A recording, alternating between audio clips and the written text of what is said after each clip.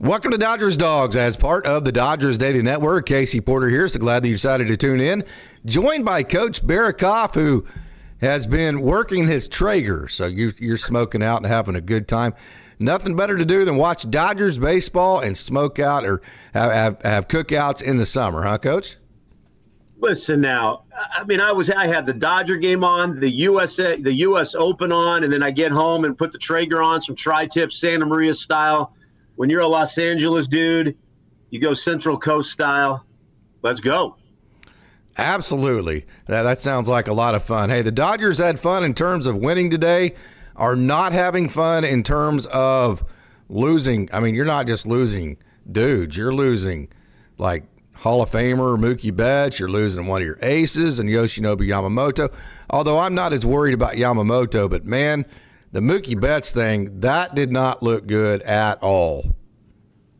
You know, watching it live, I said, oh, my God, like, what just happened? We win the series. Royals are a good team. They're a very good team. And then the thing with Mookie, like, I was not expecting, like, you never expect bad injuries, but I mean, I can't believe what happened to Mookie. I mean, it's devastating, devastating news. And I'm glad he doesn't require surgery. I was just watching an interview with him, and he looked so down in the dumps, man. This is crazy. It is a bad weekend for Dodgers.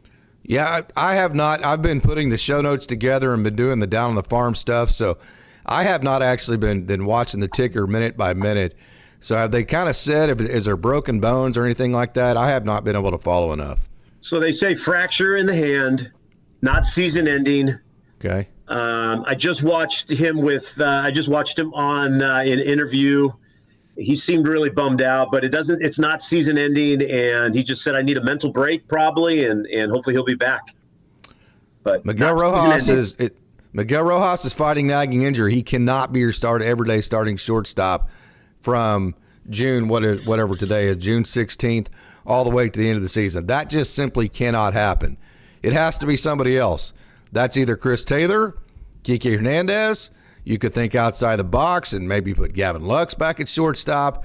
Or maybe, hey, if you want to look at the silver lining here, this forces the Dodgers, and we've been talking about it for like a month now, Dodgers need to trade for a shortstop. They need to get MookieBetts off a shortstop. Well, they don't have a choice now.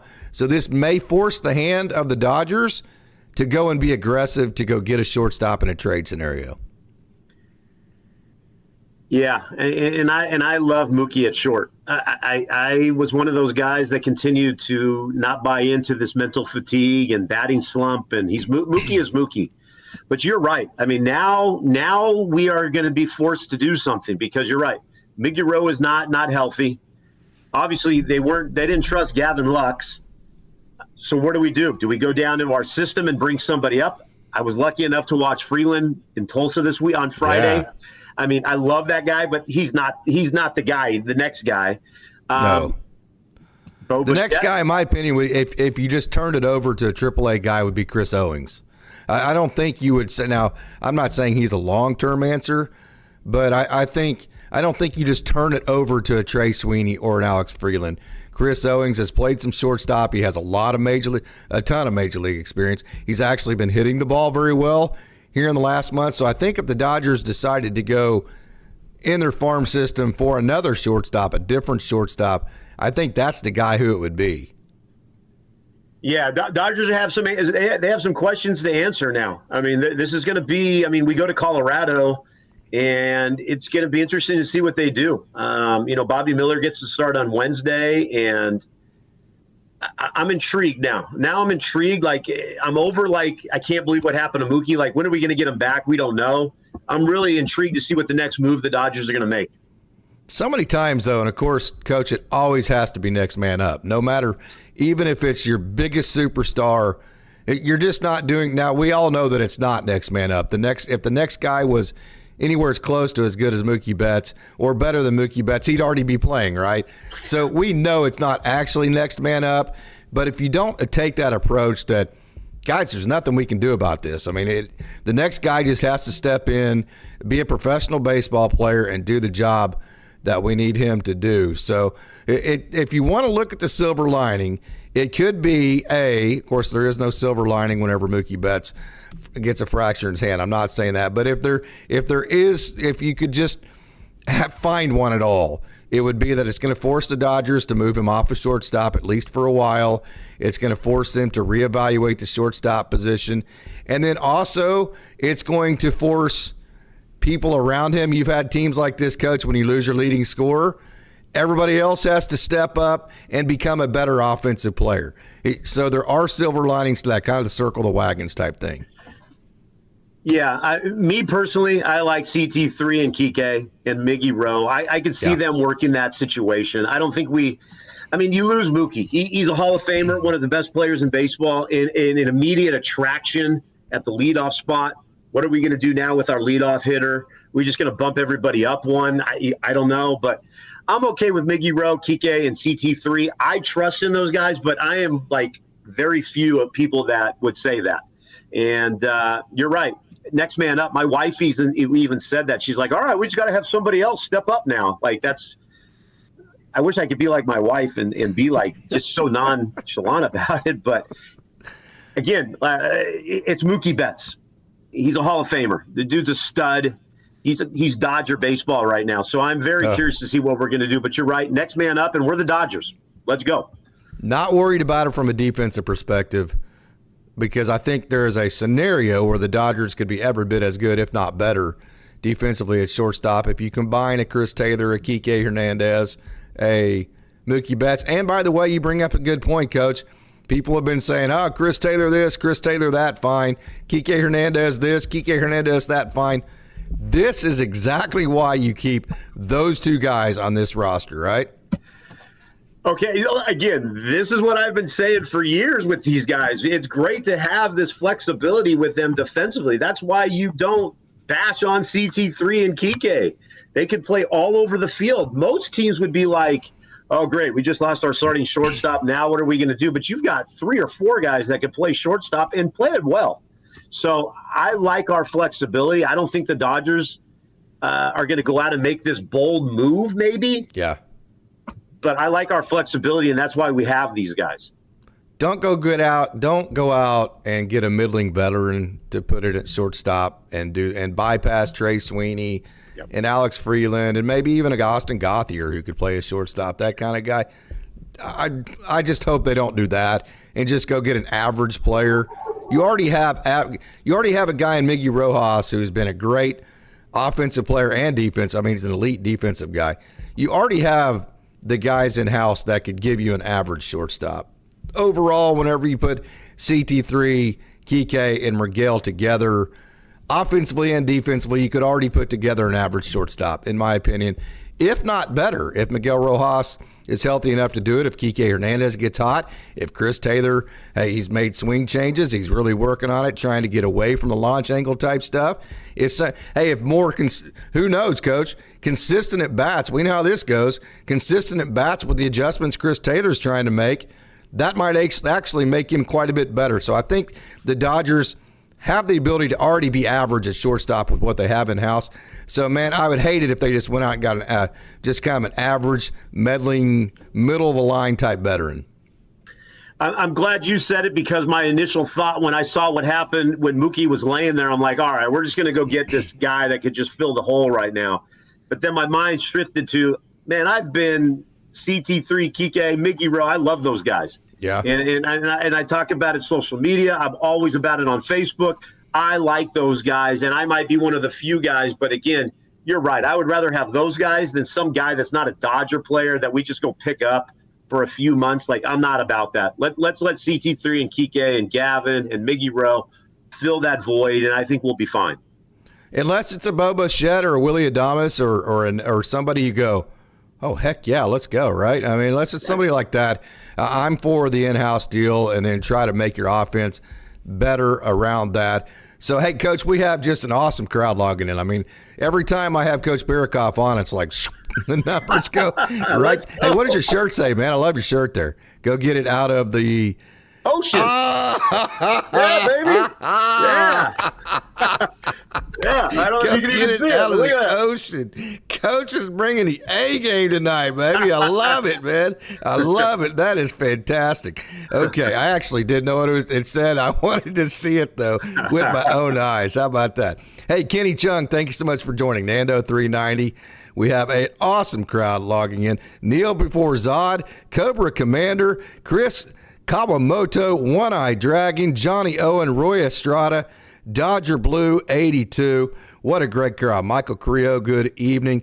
What a great crowd we have logging in. We already have a super chat from Daniel Berry Sports Highlight, who is one of our absolute most awesome Dodgers dogs, Coach. This is one of the best communities for baseball talk and Dodgers baseball talk. You will find Daniel Berry Sports Highlight. Thank you so much for the $2 super chat. Hopefully Mook will be okay. DFA Barnes, trade for Bo Bichette. Yeah, hey, swinging for the fences early on. Daniel Berry Sports Highlights.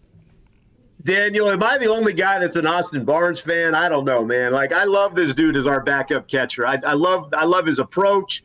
I love the way he handles our pitchers. We're not DFA, and we're not doing that to Barnes. Bichette's an interesting guy, though. I'm a huge Bo Bichette guy. I've got him on my Stratomatic team, so I'm always hoping that he does well because Stratomatic takes how they do the previous season. So I'm a big Bo Bichette guy, but we're not DFA-ing Barnes. He's too big time in the clubhouse. He absolutely is. I think, Coach, I say it all the time. I am huge on the merit system and not the country club system. Hey, whoever earned, that's why we cover the prospects the way that we cover them at Dodgers Daily. It frustrates some people because we give a lot of times less coverage to the top 30 prospects than we do some of the other guys because we're doing it based off of merit and who has earned it for that day, right? So I am huge on the merit system, not the country club system. We had this conversation just yesterday. I think whenever you look at the merit system, it can go beyond on statistics on the field. The merit system also goes for what you do for your young pitchers in the dugout during games. It goes with what you do in a clubhouse, behind the scenes.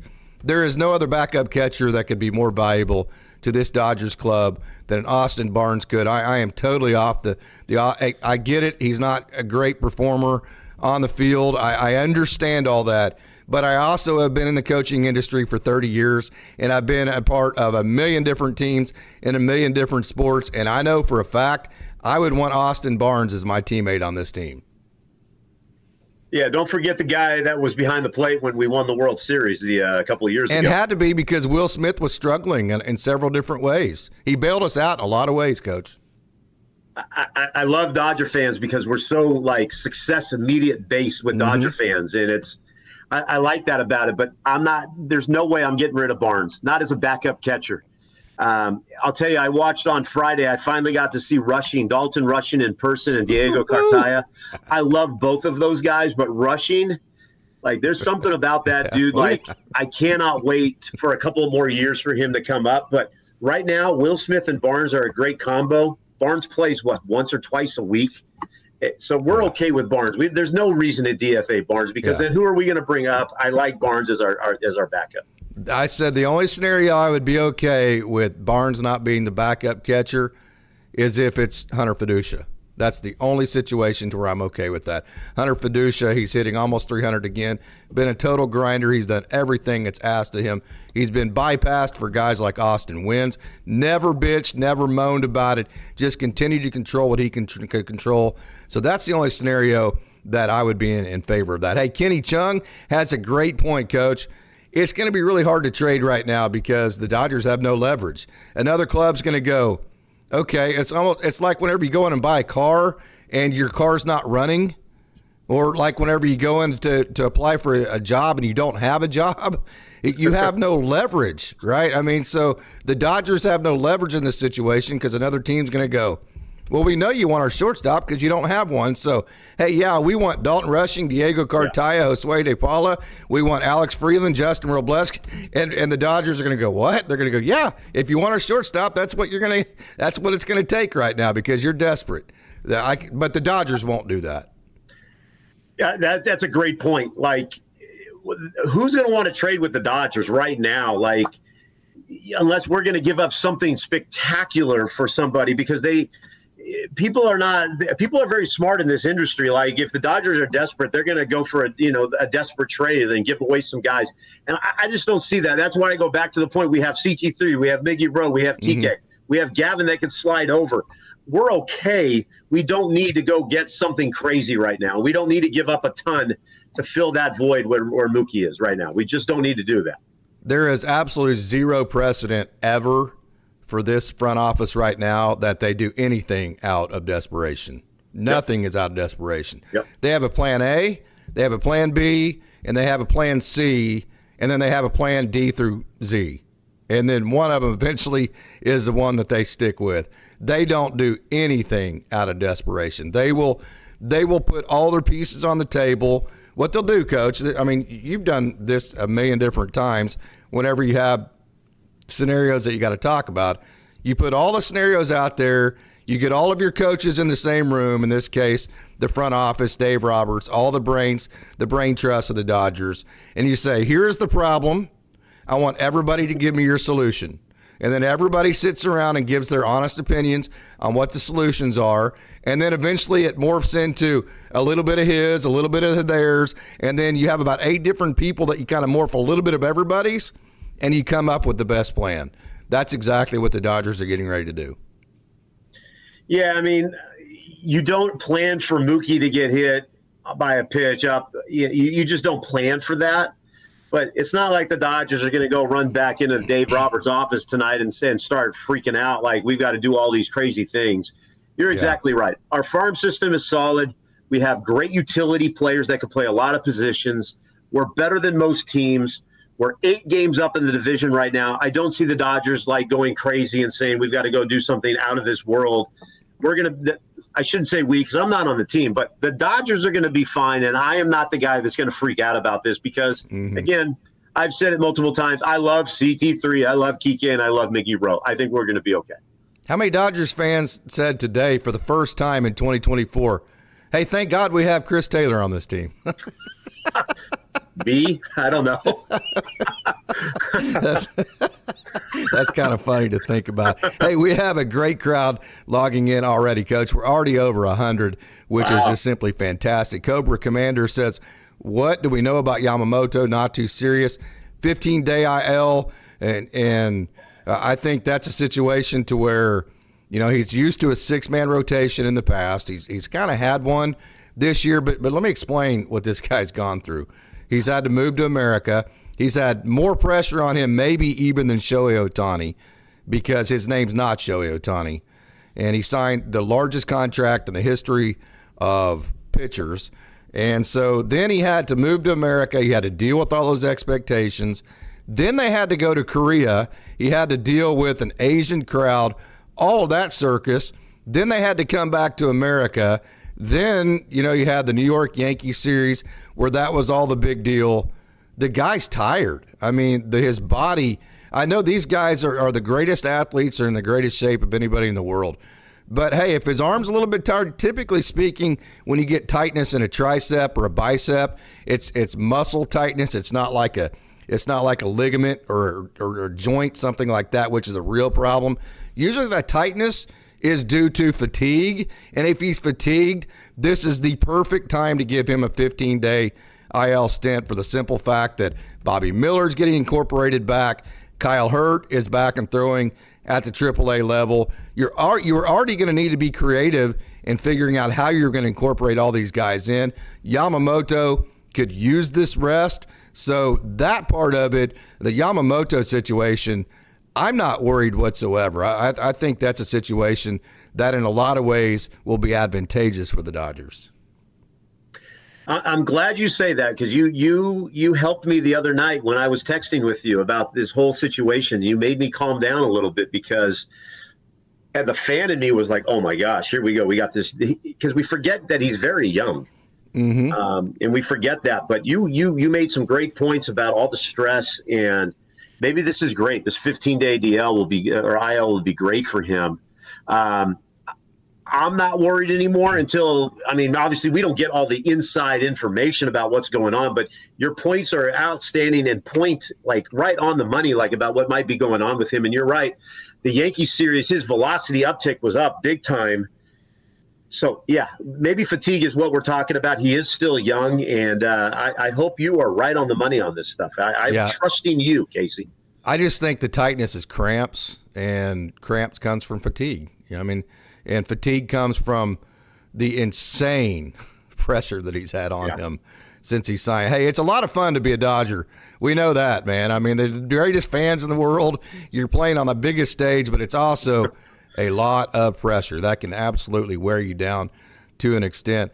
A fracture, coach, man, fractures suck. I mean, they suck because it's like no surgery, so you don't get it fixed. It's healed this, and then you want to get back on it, and then it's not. Man, fractures suck. The MookieBetts thing, that just flat sucks, man. It does because he's Mookie. Like when as a Dodger fan, Mookie is like he's the face of your organization right now. Mm-hmm.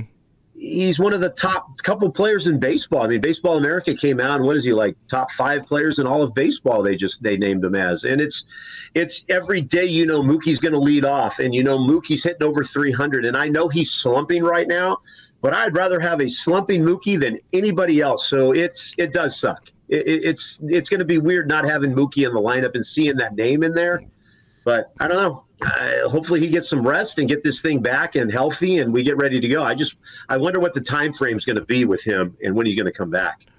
Kenny Chung makes a great point. Hope it's not a hamate bone. If it's a hamate bone, I know I can't an infinite amount of guys in the baseball world that have had hamate bone injuries, and they just, gosh, they're hard to come back from because, I mean, hitting's hard enough to begin with, and when you break that hamate bone, even if you come back, like I've seen many guys come back and they actually can still play after they get over the hamate bone injury, but they're not playing good. I mean, they're playing very injured, and they're just kind of a shell of what they could be offensively. So let's all pray that it's not a hamate bone injury.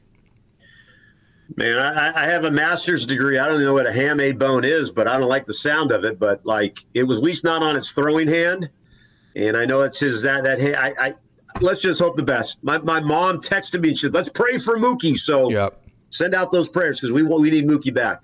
Ryan R., thank you so much for joining. Johnny Owen, thank you so much.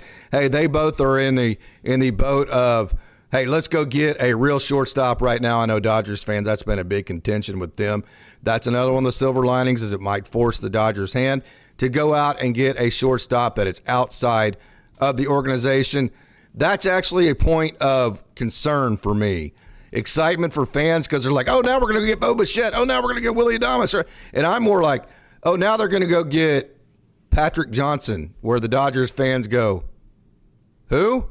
And then that's going to be their stopgap for the next 3 months. That's what I'm concerned with, because that just typically, well, we've seen him do that in the past. So I hope Johnny Owen bring up Andre Lipsius now. Andre Lipsius is not a shortstop, but that would allow Miguel Rojas to bunt. That would mean that Kike Hernandez or that would make sense for the fact that now one of your third basemen in Kike, Chris Taylor, Miguel Rojas, guys who play third now, they wouldn't have to play third at that point. Andre Lipsius, he plays everywhere, but third base is his best spot. Coach, you've seen Andre Lipsius quite a bit. Is this now the time to bring him up? Is that a solution to bring him to play third base every day and let those 3 rotate at shortstop? Okay. I get what people are saying, like, let's go get Bo Bichette, but like how that's not it's easier said than done. Mm-hmm. I mean, like, Toronto's just, okay, we're just going to get rid of Bo Bichette. Like, it's like sometimes I think we need to take a step back. Like, that's just not easy to say, let's go get these guys. Here's a name that I would like to throw out. Tim Anderson. Not hitting at all. He's still dynamic. Yeah. Is he better than what you got? I'm throwing the name out there. Tim Anderson is a name that I've always liked, but I'm with you. So that brings me to the next point. I would rather just stay with what we have. Yeah. I would rather just stay what we have, because Toronto is not just going to say, you know what, Dodgers, all right, let's give you Bo Bichette and we're going to take some high-end minor league prospects. It's going to take a lot to get Bo Bichette. Toronto is not just going to give up a name of their franchise. That's why I say Tim Anderson. but he's another guy that's hitting what? He's hitting under 200. He's on my fantasy team. He's killing me right now. But, I mean, he's dynamic at least. But I'm with you. That's what I'm saying. CT3, Kike, Miggy Rowe, Gavin Lux. We don't need to go and get desperate right now. We just don't need to do that. Yeah, absolutely. Coach, this is an amazing crowd that we have. Roy Estrada, good evening, Roy. Roy always brings his A game. I love it whenever Roy joins in on Dodgers Dogs as part of the Dodgers Daily community. Let me remind you, as we have a great crowd, hey, we have an awesome down on the farm. We've got Cody Hosey. We've got DiegoCartaya. We've got Kyle Hurt on the docket. We've got Alex Freeland. We've got a little bit of, two brand new arms that Rancho Cucamonga brought up and pitched on Friday evening. Both really good arms that I have a lot of information on. And then at the Great Lakes level, we have Lucas Webb. We have a lot of, and we have all the big names on the docket tonight on the Down on the Farm. You will want to stick around and watch that because it's been a fun weekend of baseball for Dodgers fans as far as those that follow the minor league system. What a great crowd we have tonight. Roy Estrada, I hope we see one of our prospects come up, and no dumpster diving. That's my point. Roy and I that is exactly what I'm saying. Either stick with what you got and say, hey, shortstop is strictly a defensive position right now. As long as we're average defensively, I'm okay with it. Or bring up a prospect and see what you got. One way or the other. I don't want to go dumpster diving and just go get John Doe to go play shortstop just because he has major league experience. See, that's where I'm at. That's why I brought up Tim Anderson as like an outlier. Yes. Like, I would rather just go with what we have. And if we don't, let's just bring up a prospect and let him be there. I just don't think we need to get desperate at this point. We're 8 games up on the Padres. We're fine. Yes, Mookie's a big thing, but we still have one of the best, most fearsome lineups in baseball. And like we keep forgetting, Pages is killing the ball right now. Mm-hmm. Will Smith is fine. Freeman's starting to really hit. He's over 300 right now. Shohei's starting to hit. We're okay. We've got T.O. Let's just not get desperate. Let's not get desperate. Michael Carrillo makes a great point here. Good evening, Michael. Thank you so much for joining. The farm system is busting at the seams. You need to get value for these guys and win games now. Standing pat is the worst possible decision. This is why that makes so much sense, Coach. You see it with your own eyes. When Landon Knack turns 27 years old and he has a limited amount of major league experience, how valuable is that guy? I don't care how good Landon Knack is, and you've seen it. You know how good he is. Yep. That dude's really good. But if he's 27 with limited amount of major league experience, he's not valuable to other teams. So if the Dodgers keep these guys like Landon Knack, and right now Kyle Hurts at the AAA level, Drew Avens, it used to be Michael Busch, if they keep those guys down on the farm and don't trade them, then they're not getting anything in return, and these guys' value is just timing out. So now is the time with a team that has some holes, but still just a few holes away from being easily a team that could be favored to win the World Series. Now is the time to cash in on the highest amount of value of any of your prospects in the system. Trade whoever you feel like you need to trade to create the roster that will give you the best chance to win a World Series. Yeah, great point. I mean, yeah, there are guys that we should be trading, I think, if they're not going to get their opportunity. And those would be the guys that I could see them making the move with, not the Rushings of the world. Those guys, I think, are going to be untouchable, but everybody's going to try to start with, all right, we want Dalton Rushing. That's who they're going to start with. But Landon Knack and those guys, Drew Avens, you and I are both, I love Drew Avens, but he's not going to be up with the Dodgers. There's no, I just don't see it. Let's try to find some positivity and move those guys to get something to fill some holes. That would be the more realistic way to go, correct? Yeah. Even a River Ryan, as good as he is, I mean, tell me what his path is. I mean, next year you got Tony Gonsolin coming back. You got Dustin May coming back. You're probably going to be the leader for Roki Sasaki. As great as River Ryan is, tell me what opportunity he has coming up next year. I mean, just looking at how much talent there is, it looks like the opportunity is going to be, okay, if somebody gets injured, kind of the Landon Knack deal. If somebody gets injured, we'll bring you up for a week. We'll DFA you, or not DFA you, but we'll option you, even if you do well. And so I think River Ryan's more valuable to the Dodgers going in and returning for awesome major leaguers that he would bring than he is being that type of backup depth role. So use those guys that still aren't so old that they have a great amount of value to go get maybe not a Bo Bichette. I think that's probably, maybe a little bit pie in the sky-ish. But whoever that name might be that you need, I am all about that, Michael Carrillo. Hey, Coach, we have a $50 super chat. Way to go. Right Field Pavilion. Way to go, man. That is just absolutely awesome. I can't tell you how much that means. We work very hard. We have a good time, but this is a hobby for all of us. Trust me, we do this on our own free time, and we do it because we love it, and we love talking to you wonderful Dodgers dogs as part of the Dodgers Daily community. Hey, Casey, huge fan of your content. Everybody, thank you so much for that. That means the world to us, Right Field Pavilion. Trust me on that. And by the way, Coach Barrakoff, I'm going to say it in front of our huge crowd we have. What an addition you have been to this platform, man. You have been awesome for Dodgers Daily. I won't make you comment to that because I know you're a very humble human being. So I'll continue on with our super chat here. Huge fan of your content. Everybody needs to like and subscribe to Dodgers Daily /Dodgers Dogs question. Robert stated in today's post-game interview that Yamamoto has a strained rotator cuff. Should we be worried? I'm not worried at all. This is a situation to where I think the strain comes from fatigue, and they caught it in time. And I think, of course, I could be wrong. I'm not a doctor, and I don't think anybody could give you a definitive answer.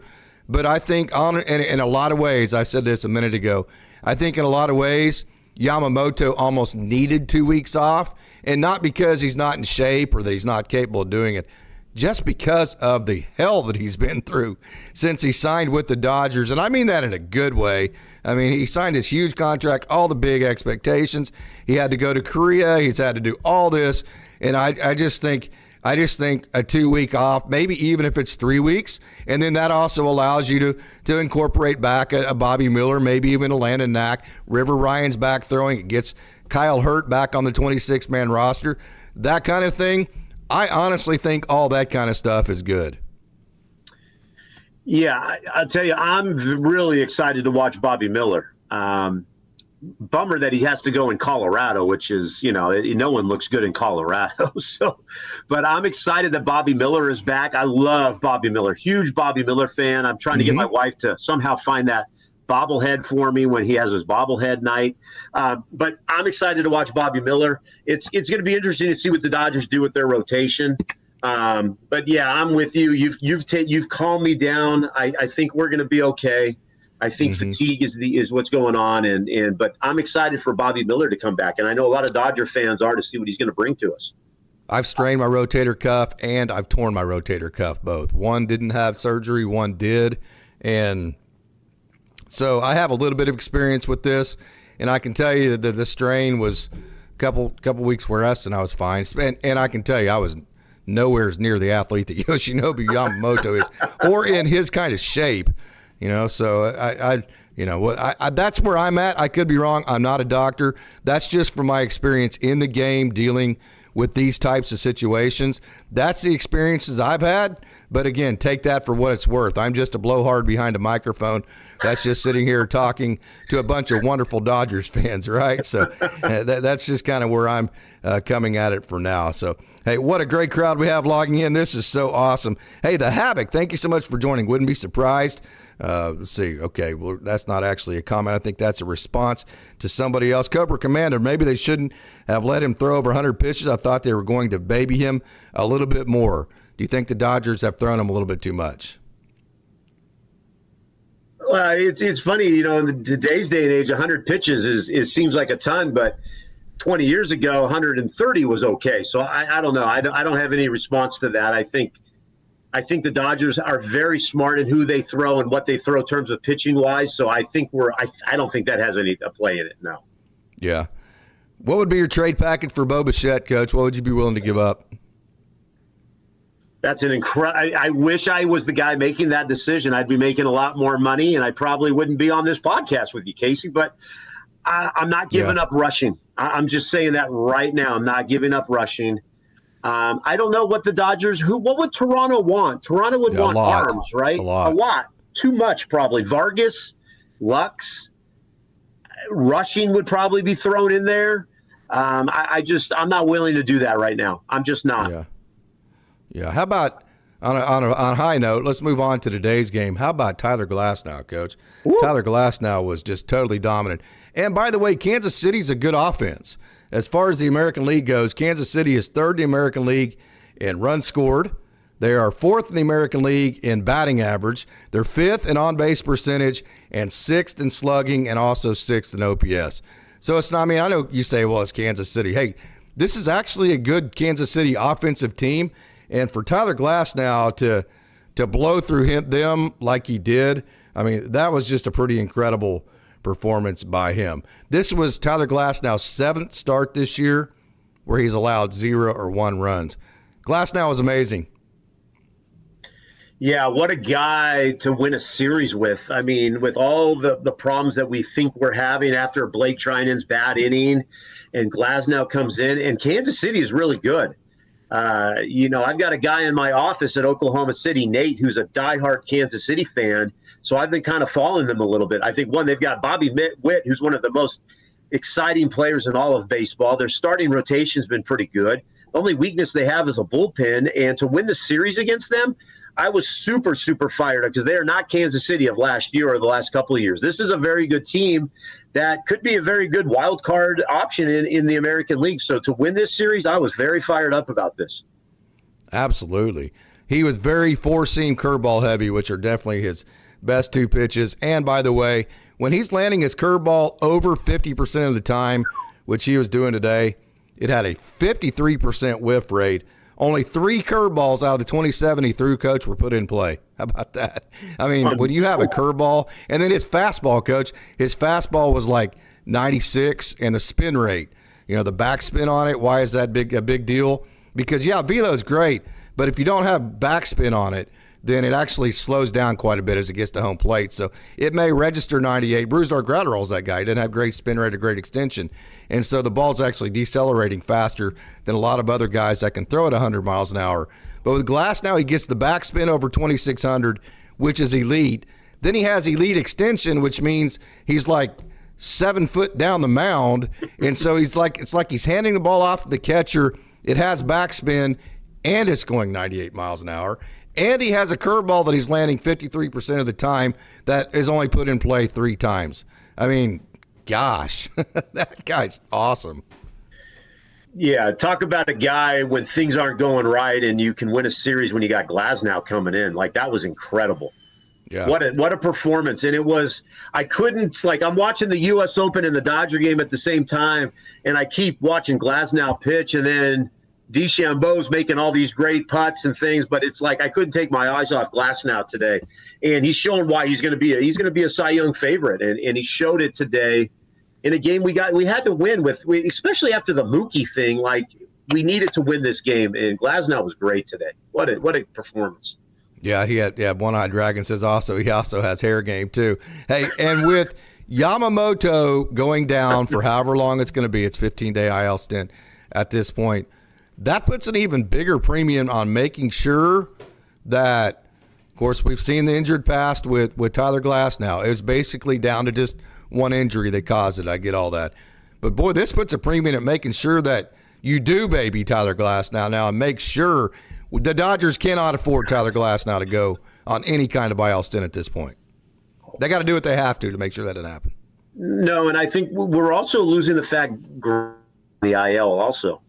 And Grove has been pretty good. I know there's a lot of Dodger fans that want to throw out some I guess the word the kids use is shade, but I like Grove this year, and I think he's done a great job for the Dodgers, and I don't like that he's on the IL either, and he's given us some good innings. So, yeah, I mean, we've got to be very careful with Glasnow. That's the last thing we need to do is tax his arm because he's pitching so well. We got to be very careful with him, especially with an 8-game league going. With July's going to be here soon enough, and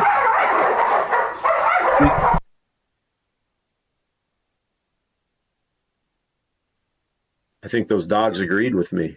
The dogs said either the dogs weren't happy with me. I don't know.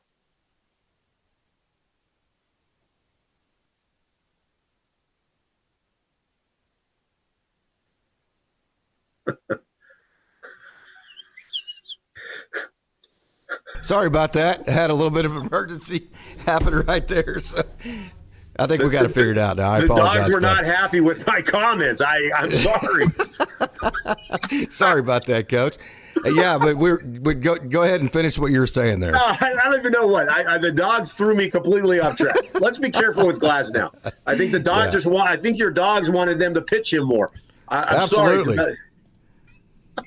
It's a live show, that's for sure. Great. The dogs demand a trade, Coach. Yeah. The dogs are quite pissed that MookieBetts is not healthy, and neither is Yamamoto, right? Right, yeah. The dogs are letting their voices be known. AFC says the dogs have more heart than the Dodgers. That's funny.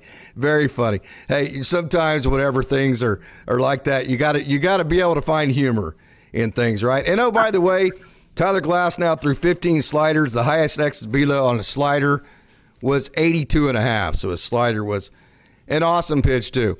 Okay, offense, Coach. Offense still. The offense in June has been very good, but it's been because you've had a couple of really big games that's kind of skewed the numbers. If I actually went through I'll go through the numbers in June as far as how the Dodgers rank in June. The rankings are actually very good. But again, just 5 hits, 3 of those were home runs, and 4 of those were between 2 guys, Ohtani and Freeman. We worried about the offense here, especially now that you're losing Yamamoto? Okay, so I know this month we were 14th runs scored per game. We've had like high-end games where we score a ton, we don't score a lot here in a couple games. I'm going to say I'm not worried. I'm just not. I know a lot of fans out there. I read the Facebook posts, and everybody's kind of down right now. I'm not worried on our offense. I think we've got too many good players. I think we're going to finally hit our stride. When that's going to be, I don't know, but I'm not worried. You could throw out all the numbers in the world to me, but I know what we have in terms of talent. The talent is eventually going to come through for us, and I think we're going to be okay. But I'm probably in the few saying that, though. I just hate the boom and bust. I hate the inconsistency. I just hate the one game you score 15, the next game you score 0. You hit 5 hits and 3 of them are home runs. I just think that sets you up for a lot of uncertainty in the biggest games of the year. Yeah, I keep seeing people post that it's going to be another one series and out in the playoffs. I mean, how could we predict that? We don't know. I mean, Dodgers are on pace for almost 100 wins. 2017 was a historical year, and we're on pace for that year with 2017. I think this team is more built for the playoffs than we think. I don't like the boom or bust where we score 15 and then the next day we score 2. But I have complete faith that when the playoffs come, this team's going to be built for the playoffs and they're going to be ready for the moment. So I'm just going to hold back. I'm never going to be down on what we have and the lineup that we have. So you're never going to get me to say anything negative about this lineup. Yeah. Sorry, everybody. Yeah, sure. Hey, Coach, you've seen a Bobby Miller rehab with your own eyes. His last one, quite frankly, he didn't look sharp. But I will say this, rehabs are a little bit different. It's different when you get up with the major league dudes around you. You're in a major league clubhouse. You have the adrenaline of a major league game. You have major league defense behind you. In Oklahoma City, Coach, they shuffle their defense like every night. You don't know who's playing shortstop, and they do it on purpose. I'm not saying that in a negative way, but you're going to have a major league defense behind you. I do think, like Walker Buehler, we talked about, he was 94 in Oklahoma City in his last rehab start, and then just by being in the major leagues, he bumped all the way up to 97. I mean, just that adrenaline of being in the major leagues bumped him up that much. So, yes, maybe Bobby Miller wasn't sharp, but I do think what the Dodgers are thinking is, hey, the adrenaline and focus that a major league setting will give him will actually fill in a lot of those holes, and we'll actually get a better version of Bobby Miller on a major league mound than we would a minor league mound. Yeah, and sometimes I think these guys work on things where they're not worried about like certain things. Like they're coming in to work on a few like different pitches or location. Bobby Miller's going to be fine. Bobby Miller is a gamer. Like he's one of those dudes, like when he gets on the mound, you're like, all right, this guy's locked in all the time. I'm not worried about Bobby Miller. I'm not worried about what he did in his rehab start. He's going to get with the Dodgers. I think we have to be very careful, though. He is getting his first start in Colorado. And that's not like the best place to get your first start back with the majors, but I think he's going to be fine. Bobby Miller is going to be a great addition, and he's going to give us some innings, some depth. I love that Bobby's back. Spec says Scooball wants to come to the Dodgers. He said so 2 years ago. Austin's way better at those kinds of things than I am, so I usually stay away from all the other teams' players because, to be honest with you, I'm sure the crowd out there is way more knowledgeable on like who the Detroit Tigers have on their roster and all that than I am, because I just watch so much Dodgers baseball. I watch all 4 affiliates and the LA club that I just don't have time to do any of the other stuff, so I don't even hide it. I don't try to act like I know a whole lot about it, but I know from what Austin has said about Tarek Scooball is that it's most likely a pipe dream for the Dodgers ever to get him, because that's just one of those deals to where it would be so expensive that if we look at what the Dodgers have done in trade packages in the past, there's no precedent of them just giving up every single one of their big time prospects for a situation like that, which would be a massive overpay. Yeah, listen, I've been a Dodger fan, let's say 50 years now. Dodgers are not just going to do something to do something. Like, correct. I just don't see that. It doesn't matter that I've been a fan for 50 years. I see what we're doing now. Dodgers are not going to be desperate. We are the Los Angeles Dodgers, and we're not going to give up a ton just for this 1 year fix. So, I mean, yeah, we're in it to win a World Series, but we're also long-term also, and I just don't see the Dodgers doing something crazy and giving up a lot for something. I just don't see us doing that. Yeah, here's one, the Luis Robert, Crochet, and Paul DeJong. The Robert deal, man, he just has too much of a boom and bust profile for me. And those guys, I don't know. I'm not big on that. The Crochet deal, I know Austin mentioned that the innings pitched is a concern, and then also the experience. I just think you have guys in-house that could duplicate that, and I'm not that caught up on is he right-handed or is he left-handed or that kind of thing. So I mean, Crochet, here we have right here, Jerry Hunter. Crochet has been hurt. This is his only healthy season, so he'll wear down soon. That's kind of what I'm thinking. And Christopher Navarro, when Dustin May returns, where would you put him, a starter or the pen? I don't think there's any doubt about it that Dustin May would have to go to the pen. Yeah, I mean, like Luis Robert, he's hurt also. I mean, the guy's never healthy. I like him, but he's never healthy. DeJong, do we remember a few years ago? Yeah. I would much rather stay with what we have than Paul DeJong. I'm just not a fan of that move. And Crochet, you're right. Like, this is all of a sudden one great year. I don't want to get desperate here. Like, Luis Robert is like intriguing, but he could go on the IL any day now. Or turn into Javier Baez. Yeah. But I'm not super knowledgeable, but I'm knowledgeable enough that I would rather have what we have, use what we have, not go after something in desperation mode. And that's a desperation mode to me to get those guys. Those are all great conversations. There's no right or wrong to them. It's just a lot of fun to talk about. Sure, but it certainly is that. Hey, Cole says never say never. They did pay $700 million for Ohtani. The Dodgers have no problem paying money out for superstars. They have no problem going in the free agency market and getting superstars. What they have a problem with is trading away Dalton Rushing, Justin Robleski, Kyle Hurt, Gavin Stone, and then sending all these guys to another team where they might end up being all-stars for another team, and now all the Dodgers fans are like, damn, look at this guy. So if you look at the way the Dodgers have done trades in the past, even a Keibert Ruiz, which was a left-handed hitting catcher that didn't have a whole lot of pop or a good arm, the Dodgers could project what was going to happen with him. Very average player at the major league level. So Jeter, Downs, all those guys, the Dodgers have been right on everyone, even the big names they've given away like Ruiz and Downs. They have projected those guys right at every single turn. I think when you're looking at Kyle Hurt, Gavin Stone, Justin Robleski, Dalton Rushing, I think if you trade them away, they're going to have successful major league careers. There's no way the Dodgers will be able to look at that and go, oh my gosh, well, we gave away the right guy in that scenario, because those guys are good. Verdugo is pretty good, BC. You're right. Yeah, I agree. Yeah. Don't bring up Gavin Stone now. That guy looks like he's going to be in our rotation for years. Yes. So let's not put Gavin Stone in any trade options here now. Absolutely, but I think that's going to be one of the names that a lot of teams go after. If you're going to ask for a Bo Bichette, that's going to be like the first name they mention. Yeah, and do we want to give up Gavin Stone for Bo Bichette? I don't know. A lot of fans would probably say, Absolutely yeah. not. No, yeah. I don't. But that's why you said it's fun. It's fun for fans to talk about this stuff, and that's why.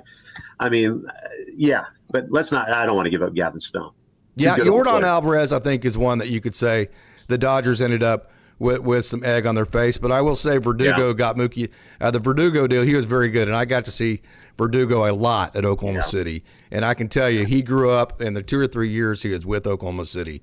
He grew up just from an emotional perspective and off the field perspective a ton while he was with AAA Oklahoma City. And I think the organization forced him to.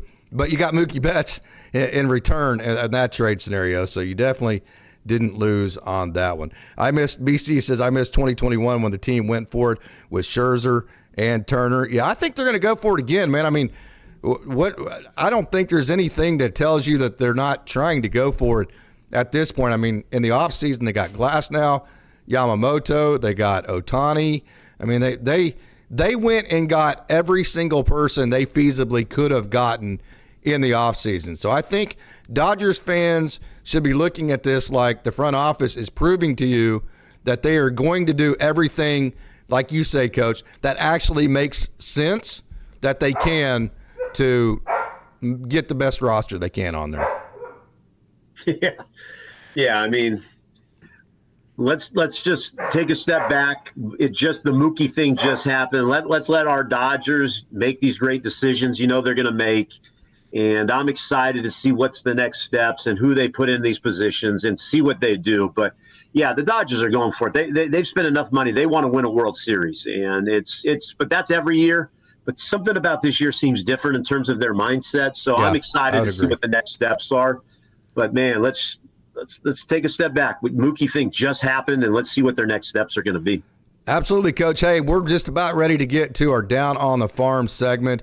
And we have a busy docket. We have Kyle Hurt on the docket. We have Cody Hosey. We have DiegoCartaya. We have Justin Robleski. We've got JosueDePaula. We've got 2 brand new arms that Rancho brought up from the complex that are fresh into Rancho. We had Lucas Webb, an exciting weekend with the Great Lakes Loons who are in Dayton this weekend. So we have a cram-packed Down on the Farm show. So I hope you guys stick around for that. It's about 20 minutes long, so I would love it if you guys stuck around and we talked about the prospects while we're watching them play and over the narrative. So, Coach, hey, this has been a lot of fun on this show. Give me your final thoughts, man. Well, I mean, terrible weekend for the Dodgers. We won the series. We lost 2 guys that are studs. We're going to be okay. Dodgers are the Dodgers. We're still 8 games up. On another positive note, again, I've said it multiple times, I saw Tulsa play. I love Dalton Rushing. Freeland was an eye-opener for me. I can't remember his name, but our pitcher looked really good on Friday night. Orlando? No, Jermaine Rosario just got brought up. Yeah, he looked really good. I got to watch his bullpen session before the game. I liked his velocity. I'm excited. It's great to be a Dodger fan. We're 8 games up, and we feel like it's the end of the world right now, but we're still the best team in baseball.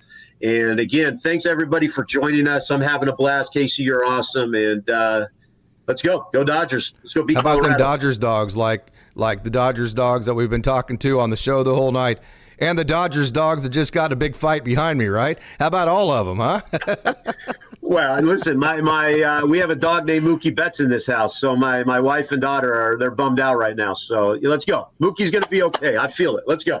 All right, Coach. Thanks so much, and I want to thank all you Dodgers dogs for talking. Hey, and I want to remind you to stick around. We have Down on the Farm coming after this, where we have a lot of Dodgers prospects content to talk about. So with that, let's not waste more time, and let's take a trip down on the farm.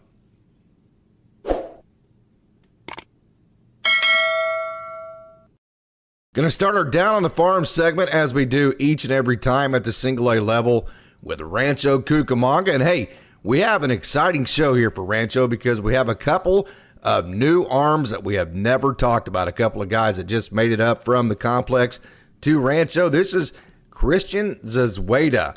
Came over in the Caleb Ferguson trade last year. If you remember that trade, obviously, Caleb was a good left-handed pitcher for the Dodgers, moved to the Yankees in the offseason. This was Christian Zazueta's second start with Rancho.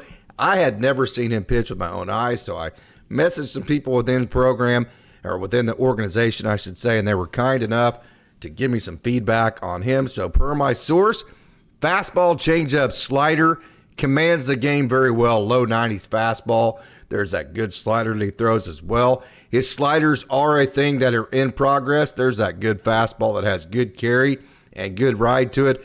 Secondaries have shown promise. Good release metrics, which means that he releases the ball out front and he has good extension on the baseball. So Christian Zizzueta, really excited. The Dodgers are really excited about this guy that they picked up in the Caleb Ferguson trade. Want to show you him for the first time on the Down the Farm segment for Dodgers Daily. This is Pedro Santillan, another new arm that we have never seen here on Dodgers Daily. He made his affiliated debut on Friday. Affiliates are the Single A Rancho Cucamonga Quakes. That's the first affiliate. Then the High A Great Lakes Loons, the Double A Tulsa Drillers, and the Triple A Oklahoma City Dodgers. Those are the four affiliates. So when you're at the complex where Pedro Santillan has been, you are not considered to be with an affiliate. So when Pedro Santillan got moved up to Rancho on Friday and made his debut, that was his affiliated debut, and it was very impressive. The same source that I was talking about just a minute ago with Zizzueta gave me this information on Pedro Santillan that you're seeing here. Big time heater, 94 to 97. Good ride and good carry. His secondaries are in development, but have a lot of potential. Really hard worker. And both of these guys, Zizzueta and Santillan, are from Mexico. Great first outing for him, Pedro Santillan, that we're talking about, you're seeing here. Always very exciting to see new players when they bring them in.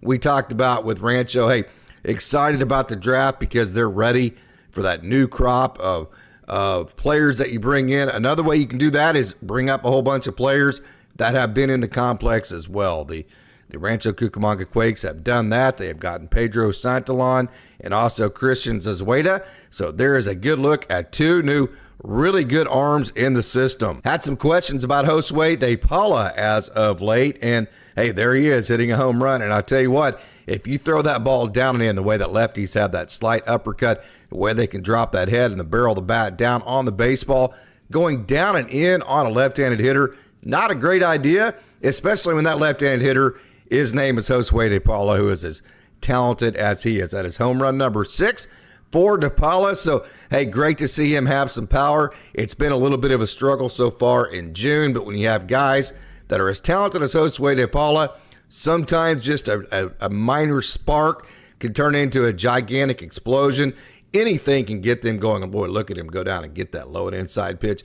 That is a thing of beauty for JosueDePaula. I've talked about this a lot with Alex Freeland and then also like Freddie Freeman, those type of hitters where they get all of their hits to the big part of the field, and then also they have pull side home run power. It's also nice, hey, a young hitter like this, Logan Wagner, I really like his left-handed swing, finally healthy and making a good impact with Rancho.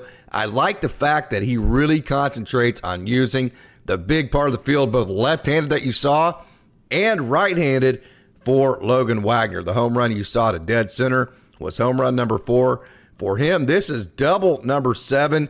He has 100 at-bats, Logan Wagner does, since he's been ramped back up, and he has 13 extra base hits and 6 games in a row right there. Bam.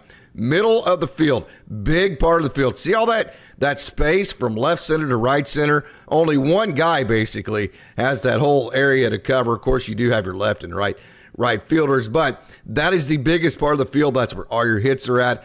That's why guys that use that part of the field tend to rack up more hits. So it's great to see a young hitter like this and Logan Wagner using the big part of the field, both the left and right sides of the plate. Great outing and great start for Chris Campos. 5 innings pitched, 4 hits, 1 run, 5 strikeouts, no walks. We've talked quite a bit about Chris Campos, who is a starting shortstop for St. Mary's College, and how good of an athlete he is and how he just kind of gives off those Gavin Stone vibes.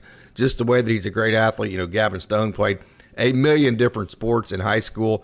Great athlete. He was a great basketball player. Chris Campos is in the same boat. Very great athlete. Not a huge guy. He has been told his whole life that he's too small, and he has just absolutely not listened to that whatsoever. The same way that Gavin Stone has not listened to people tell him that he is too small as well. That slider that Chris Campos really worked on over the offseason was very good. Different shapes. That slider took different shapes for him. It got, what I really like about it, it got up underneath the kind of uppercut swing of left-handers, so it was really effective to lefties. It's always going to be effective to right-handers because it's moving away from them. So, usually to get lefties out, you add that sinker because you need something moving away. But look at that right there. When you're able to throw that sinker that gets up underneath the swing of left-handers, that is an absolute game changer, which means he should be able to get both lefties and righties out, which means that he can continue to be a starter, and or don't even think it of in starting terms. Just think of it as a bulk inning type pitcher. I think Chris Campos has a really good future of doing that, and he has been very impressive so far this year. So we have a couple of days to cover here, and obviously we just covered Chris Campos, who pitched on Saturday. This is from today's action on Sunday. Peyton Martin, who just recently got moved up to the high A Great Lakes level. Remember the young man who was drafted out of the 17th round out of Clemens, North Carolina. I have no idea how he lasted that long. Added kind of a different type of changeup, almost like a spike changeup in the offseason. 5 innings pitched for Peyton Martin. This definitely was his best at 2 outings so far with Great Lakes. The first one went a little bit sideways. That happens quite a bit. Look at that nice little breaking pitch there. Second outing, very, very good for Peyton Martin. Nice slider there. 5 innings pitched, 5 hits, 2 runs, 4 strikeouts, 1 walk. Fastball had really good life on it. What I like about what Peyton Martin did, look at that sinker there that kind of had that right turn. You saw right there, outside part of the plate, now inside part of the plate. He's commanded both sides of the plate. He commanded the bottom of the zone. He rode the top of the zone with his fastball. So east and west, he commanded the inside-outside part of the zone. North and south, he commanded the top and bottom of the zone. And by the way, he actually gave up a hit and then picked a guy off. And so it was really nice to see Peyton Martin have a really nice outing for Great Lakes today. It's going to be super exciting to see this guy work his way through the organization. An immense amount of confidence. And hey, yeah, this guy is going to be a rock star. Really high on Peyton Martin. See how he commanded the top of the zone with that 4-seam. He also threw it to the bottom very well, had a good slider, so good outing for Peyton Martin. Here's another guy, and I say it all the time with Madison Jeffrey, and everybody in the organization will back me up on this. When he is throwing strikes, he has as good a stuff as anybody, and he would get major league outs right now. Madison Jeffrey. The problem is he doesn't always throw strikes. I mean, his walk totals have been way too high, even, the last 2 or 3 years, ever since he's been in the Dodgers organization. That is something that is a focus of his. He was very, very, very good today. Super exciting. When he is not walking guys, he absolutely is getting outs, and that slider there is dirty. The fastball has reached 100 miles an hour plus. He has big-time stuff. The slider, like I said just a minute ago, is absolutely dirty. So when he is in the zone, it's going to be like it was today. Game, set, and match for hitters. So super excited to see Madison Jeffrey have a really nice relief outing today for the High A Great Lakes Loons. We've covered this guy a couple of times lately, and for very good reason. This is Lucas Webb, who has done just an absolutely great job this year. He's been wonderful, and then I kind of felt bad for him on Saturday night. He threw 2 wild pitches to have a walk-off for Dayton. Dayton, they packed their crowd every day. It was a raucous crowd Saturday night, and he has just been such nails. So I love the fact that he got back on the mound on Sunday, had 2 strikeouts in his 1 inning save, and was right back to being the totally dominant Lucas Webb that he has been all year long. So a 1 inning save, 2 strikeouts, 8th save of the year. Lucas Webb, that herky-jerky right there. I really like that. ERA down to 184. Whip 075. He has that split change, so he has a lot of uniqueness to him. The fastball is hitting upper 90s. I mean, you can see that hitter right there. Like, wow, that ball just got right up on top of me. He's using the top of the zone to the tune of 44 strikeouts and 29.1 innings. He's gone scoreless in 9 of his last 10 and 12 of his last 14. So Lucas Webb, totally dominant on the year. Good to see him have another good day and a good bounce back here on Sunday afternoon. So we're going to move our way up to the Double-A level with the Double-A Tulsa Drillers. This is Edgardo Enriquez throwing to Dalton rushing. Hey, no players are untouchable, but if there were guys, you talk about untouchable. Hey, who are the most untouchable?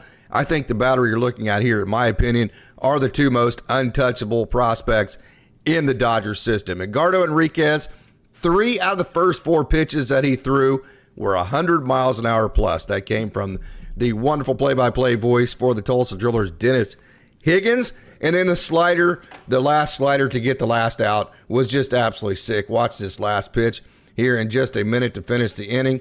Just absolutely devastating. And Edgardo Enriquez just has ridiculous stuff to bring up to home plate. He has already jumped 3 different levels. The Dodgers are super high on him. This guy is just absolutely awesome, Edgardo Enriquez. I know I'm going on, but for good reason, man. I'm so excited about this guy. Maybe one of the best relievers as far as high leverage goes. We've had a question, reliever or starter. I think definitely he's being primed for that closer role. No doubt about it, whenever you can throw 102 miles an hour. And not just that, but you can also just throw 100 miles an hour consistently, pitch after pitch after pitch, and then drop in sliders that are just absolutely devastating. So super excited about Edgardo Enriquez. What a great performance he had Saturday night. Justin Robleski, my man, moving up as we stay with, I should say, at the Double-A Tulsa level. My man, Justin Robleski, Wrobo, man. This guy is dominating. How about the longest outing of the year for Robleski? Look at that sweeping slider to the back foot of right-handers. 7 innings pitched for Wrobo Sunday afternoon. 4 hits, no runs. So he did not give up a run in 7 innings. He had 4 strikeouts, just 1 walk. And by the way, I always talk about how Justin Robleski is like the most rigid guy in terms of diet and his workouts and making sure he's on top of what he's putting in his body and all of his workouts and how he's staying in shape and all that. Nobody does a better job of being more rigid about that kind of stuff off the field than Justin Robleski. And so I talk about his stamina and endurance all the time. How about in the 7th inning, Robleski was still hitting 98 miles an hour. Also, Robleski, as of late, has been totally dominant. He's allowed just 5 earned runs in his last 34 1/3 innings pitched, and in that time, he has 27 strikeouts. So Justin Robleski, left-hander out of Oklahoma State, completely dominant. He's approaching 100 miles an hour, and he's going deep into the games, maintaining that velo and the location, so he's not wearing down as the pitch count starts to rack up on him, coming off of the Tommy John surgery. So super excited. Could not be more excited. I've been telling you hey, I got you in on the ground floor of this guy right when he came off of his Tommy John surgery, even in his first couple of outings in the Dodger system when the results weren't great. Ground floor of this guy, because I know I'd seen the TrackMan data on him. I knew what he was capable of, so could not be more excited that the results are coming through in spades for left-hander Justin Robleski. Hey, how about a 3-hit day for Jose Ramos? Check the count there, 2-2, right? Gotta love the contact with 2 strikes. That has always been the thing with Jose Ramos, is that he just strikes out too much and then combined with not walking enough, but he has a tremendous amount of talent. Hey, here's another 2-strike count. And I know those aren't like just absolute shots. He's not hitting the ball like over 100 miles an hour, but he's hitting the ball with 2 strikes. That's the main thing there. And when you put the ball in play, you have at least a better chance, even if the ball's not hit hard, than you do if you swing and miss and strike out. Because if you strike out, that gives you 0 chance at a ball doing this right here and just finding grass where there's not a defender. So great job of Jose Ramos putting the ball in play today with 2 strikes. And because of that, he got 3 hits on the day, scored a run, and he raised his batting average by 10 points. So good to see the 2-strike contact, and good to see Jose Ramos gather up 3 hits on the afternoon. No, this isn't another video of Justin Robleski. That is DiegoCartaya. How about that, young man? On the delayed steal, Arkansas. They love that delayed steal, Arkansas. That's actually Caden Polkovich, who played at Oklahoma State. We saw him catch a ball up against the wall yesterday. Arkansas loves that delayed steal, and DiegoCartaya was absolutely ready for it. Alex Freeland sold himself out to make sure he made the tag. Hey, how about this? What I really like about this hit, let me back this up, push pause and back this up. Why is this significant? Look at where this pitch is located right here to DiegoCartaya. See how it's on the inner half right here? And it's up in the zone, inner half. That is the pitch right there that has given DiegoCartaya problems because he lifts his hands, and as he lifts his hands, that barrel, the bat angle becomes more negative, and as that bat angle becomes more negative, it's more likely that he's just going to pop up to the right side as he blocks the ball off. But he was able to get to this one, so that was super exciting.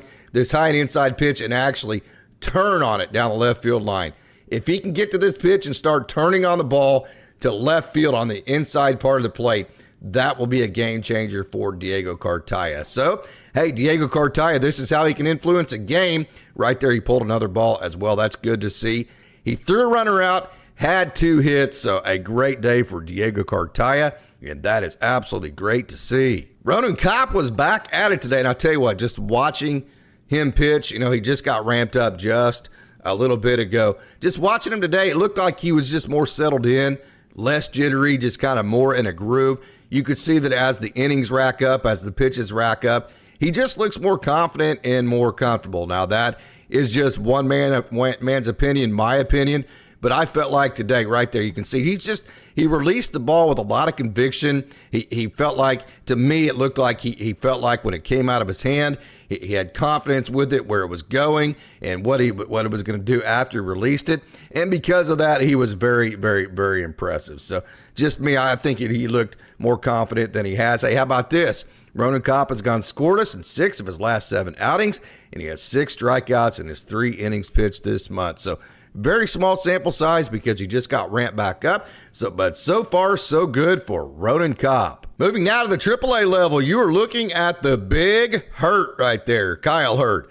Boy, it's good to see him back. And yes, he is on a rehab outing, not an option scenario. At least that's what his dad said earlier when we had that question. So he clarified that it is a rehab scenario for him and not an option scenario. At least, again, that source would be from his dad off of a question we had on X. So take that at face value there. So Kyle Hurt looked very good. Very small sample size, didn't throw a whole lot, but he threw just 2 outs, as a matter of fact. But how about this? His first 2 pitches were 2 nice changeups. We talked about his, right there, there's that changeup I just talked about. First 2 were changeups, and that's off his last outing where he featured his changeup the most, and those 2 changeups landed that you just saw. Then that played very well with that fastball up in the zone. And all of his fastballs that he threw were 96 miles an hour. So we know he can hit higher than that, but I think the really nice thing about that, the encouraging thing about that, is the consistency of the velo. And then all 3 changeups he threw were in zone. So very small sample size, very short outing, just two outs for Kyle Hurt, the big Hurt, but hey, those 2 outs he got, he looked very good. Congratulations to Big Mike, Michael Peterson. Oh boy, how about that? He comes to the Dodgers. He does very well. He's been one of the absolute most dominant relievers. ERA right around 1 all year. He's had a million different strikeouts. Not only that, his whip numbers look good. All of his underlying metrics look good as well. Michael Peterson has just made himself and made it a situation to where the Dodgers could no longer overlook him whatsoever. This is a guy, I talked to one of his high school teammates that actually was in the Dodgers organization. Hey, that's Jason Martin right there, who was with the Oklahoma City Dodgers last year. I actually talked to one of his former high school teammates that was actually in the Dodgers system and was a pitcher last year, and he messaged and said, hey, yeah, Michael Peterson, he threw fuzz, as he put it, back in high school as well. He hit 100.1 on the radar gun the other day. That is a 100-mile-an-hour pitch that you just saw right there from Michael Peterson. A really nice changeup. I think Dodgers fans are going to enjoy watching him. He didn't come from. There's that good slider, too, to go with his changeup. So a good fastball that can reach over 100 miles an hour, changeup and slider. He was born in Great Britain and then grew up in Southern California. So congratulations to Big Mike. You are headed to the show. Also, JP Fireeisen, who we did on the last show. We mentioned that other than a couple of early outings, he's been pretty shutdown dominant. Not surprised whatsoever. He got recalled as well. But super excited for Big Michael Peterson. Congratulations, young man. You are headed to the show. Cody Hosey has been absolutely locked in all year. Here's that pull side power right there. We talk about that all the time. History is made on the inside part of the plate. History is made with pull side power. I get it. But at the same time, you gather all your hits to the middle of the field, to the opposite field. How about Cody? So whenever you're hitting home runs to the pull side and you're gathering a whole bunch of doubles and base hits, whether it be to the middle of the field or to the opposite field, that's when you know that you are really, really, really locked in. Well, watch this. You've already seen the pull side home run. How about the opposite field double right here off the wall? Great job, Cody Hosey. That's when you know you're locked in. That's been Cody Hosey pretty much all year. So that's his 15th double of the year, his 5th home run that you just saw. The home run was hit 97.4 miles an hour. The double was hit 101.8 miles an hour. Then he also had another line out that was actually the hardest hit ball of the night for him. That was hit 103.3. So Cody Hosey, very locked in at the plate.